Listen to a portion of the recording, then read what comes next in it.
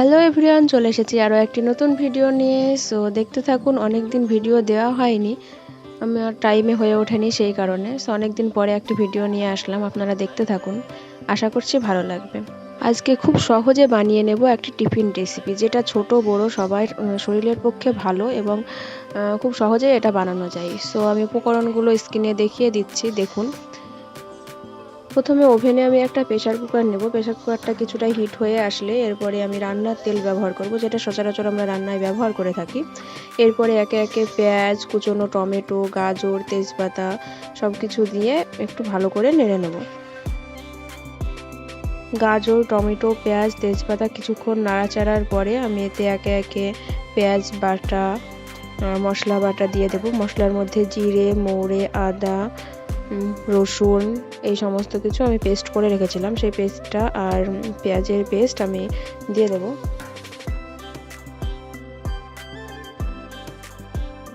দেন আমরা মশলা পেস্ট এবং পেঁয়াজের পেস্ট দেওয়ার পরে কিছুক্ষণ নেড়ে চেড়ে নেব এবং এই দুটোকে ভালোভাবে কষিয়ে নেব সবজির সঙ্গে। তো কষানোর পরে আমরা এবার দিয়ে দেবো এতে লঙ্কা গুঁড়ো, হলুদের গুঁড়ো, লবণের গুঁড়ো, মশলা যেগুলো লাগে সচরাচর সেগুলোই আমরা ব্যবহার করব। দেওয়ার পরে আরও কিছুক্ষণ মশলাটাকে ভালো করে কষিয়ে নেব। এর মধ্যে আপনারা চাইলে আরও কিছু সবজি অ্যাড করতে পারেন। আমার হাতের কাছে যেগুলো ছিল আমি সেগুলো দিয়েই বানাচ্ছি। আপনারা চাইলে মটরশুঁটি বা ফুলকপি, যে ধরনের সবজি আপনাদের হাতের কাছেই থাকুক না কেন, এতে অ্যাড করলে টেস্টটা আরও সুন্দর আসবে। এরপরে আমি এতে সয়াবিন দিয়ে দিলাম। সয়াবিন আপনারা চাইলে একটু ভেজেও দিতে পারেন, আমার খেয়াল ছিল না তাই আমি ভেজে দিতে পারিনি। এরপরে আমি মাংসটা দিয়ে দিলাম। মাংসটা এবং সয়াবিনের সঙ্গে মশলাটা সব রকম সবজি দিয়ে আমি ভালো করে একটু কষিয়ে নেব, যাতে টেস্টটা সুন্দর হয়।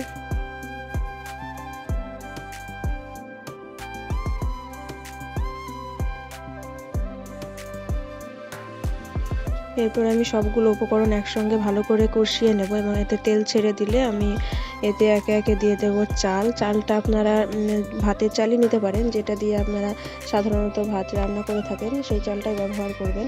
চাইলে অন্য চালও ব্যবহার করতে পারেন, আমি এখানে নর্মাল ভাতের চালই ব্যবহার করেছি।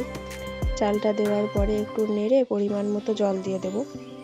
জলটা দেওয়ার সময় খেয়াল রাখতে হবে যেন জলটা বেশি না হয়, আবার যেন কমও না হয়, সেই দিকে খেয়াল রেখে আমি জলটা দিয়ে দেব। জলটা দেওয়ার সময় একটু চাইলে আঙুলটা ডুবিয়ে দেখতে পারেন। আঙুলে পরিমাণ মতো 2 দাগের উপরে জল দিয়েই ওটা হয়ে যায়, আর না হলে যতটা চাল দেবেন তার ডবল পানি দিলেও ওটা ঠিকঠাক হয়ে যায়। জলটা দেওয়ার পরে আমি কিছুক্ষণ ভালো করে নেড়ে নেব এবং নেড়ে নেওয়ার পরে আমি 2 চামচ মতো ঘি অ্যাড করব। ঘিটা দিলে কি হবে, খাবারের টেস্ট এবং গন্ধ দুটোই সুন্দর হবে। সো আপনারা ঘিটা দেওয়ার চেষ্টা করবেন, না থাকলে এড়িয়ে যেতে পারবেন, তবে আমি বলবো ঘিটা দিলেই বেশি ভালো হবে। এরপরে আমি বন্ধ করে দেবো প্রেসার কুকারটা। তারপরে 5-6টা সিটি মারার পরে আমি এটা খুলে নেব কিছুক্ষণ দমে রেখে। এই তো আমার রান্না রেডি হয়ে গেছে, এটা নামিয়ে নিলেই হয়ে যাবে। এটা আমার বাড়ির সবাই খেতে ভীষণ পছন্দ করে, আমারও পার্সোনালি এটা খুব ভালো লাগে। মাঝে মাঝেই আমি এটা বানিয়ে ফেলি। এই রান্নাটার নাম আমি নিজেও জানি না, তাই আমি আপনাদেরই জিজ্ঞাসা করছি যে এই রান্নাটার নাম কি হতে পারে, কি দেওয়া যেতে পারে, আপনারাই বলুন।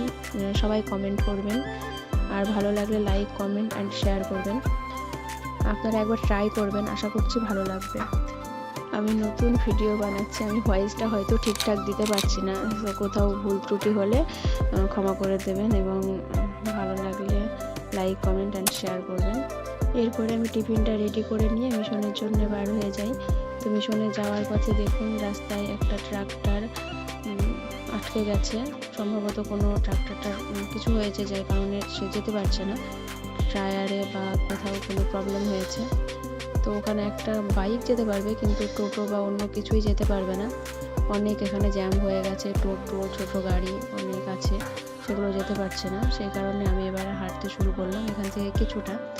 এই তো আমার ভাই আগে আগে হাঁটছে, আমি পিছন পিছন যাচ্ছি। ওকে বলছি থামো থামো, দৌড় মেরো না, তাও ও দৌড় মেরে চলে যাচ্ছে, দৌড়চ্ছে, কথাই শুনছে না। শেষমেশ আমি ওকে ধরতে পারি এবং বলি যে আসতে চলো।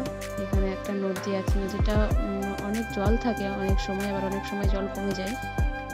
আমাকে রোজ এই পথ দিয়েই যাতায়াত করতে হয়। তো আমি ভিতরের একটি রাস্তা দিয়ে, সরু রাস্তা দিয়ে আমি চলে যাবো এবার, যাতে টাইমটা কিছুটা হলেও কমে।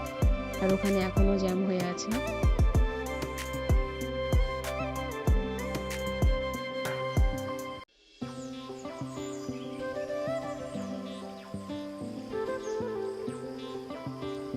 এরপরে আমরা ভিতরের রাস্তা দিয়ে মিশনে পৌঁছে যাই। তো মিশনে যাওয়ার পরে একটা ছোট্ট মেয়ে আমার সামনে কিছু চকলেট দেয়, যে চকলেটগুলো দেখে আমার ছোটোবেলাকার কিছু কথা মনে পড়ে যায়।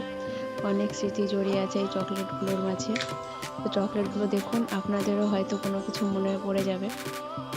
আমার একটা ছোট্ট মেয়ে, মানে একদম এলকেজিতে পড়ে বাচ্চা ছোট্ট মেয়ে, সেই এই চকলেটগুলো নিয়ে এসেছিলাম। অনেক দিন পরে এই চকলেটগুলো দেখলাম, অনেক ভালো লাগলো দেখে, তাই আপনাদের সঙ্গে শেয়ার করলাম। আজকের মতো এই পর্যন্ত। তো ভালো থাকবেন। Thanks for watching.